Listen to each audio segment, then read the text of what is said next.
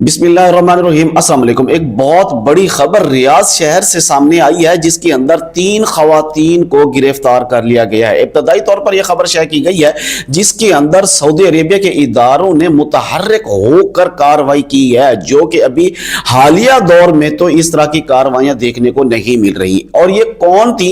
ये तमाम की तमाम रियाद के एक होटल से पकड़ी गई है।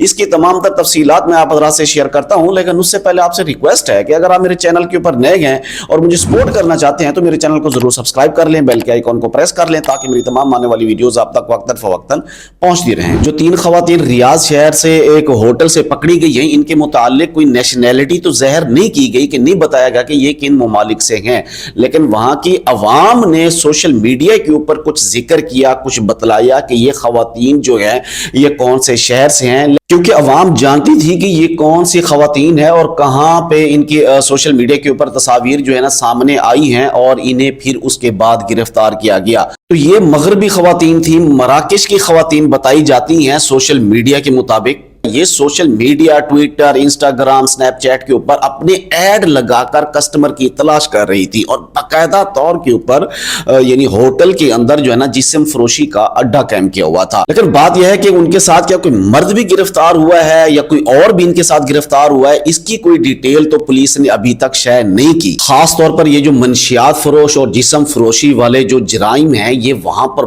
बहुत ही संगीन जराइम हैं सऊदी अरेबिया के अंदर। तो ये जो अब पहली मर्तबा हालिया दिनों में यानी हालिया सालों में ये खबर जो है ना सामने आई है कि ये ऐसे अड्डों के ऊपर भी छापे लगने शुरू हो गए हैं, और ये बहुत ही अच्छी खबर है। खैर, अब इनको गिरफ्तार कर लिया गया है। अगर आप भी कोई ऐसा अड्डा, कोई ऐसी जगह जानते हैं तो पुलिस को बिला झिझक इतला दीजिए, बिला झिझक उनको बताइए ताकि ऐसे जराइम से बचा जा सके। दुआ करता हूं अल्लाह तबारक व तआला तमाम मुसलमानों को अपनी हिफ्ज़ व अमान में रखे। मुझे दीजिए इजाजत। अल्लाह हाफिज।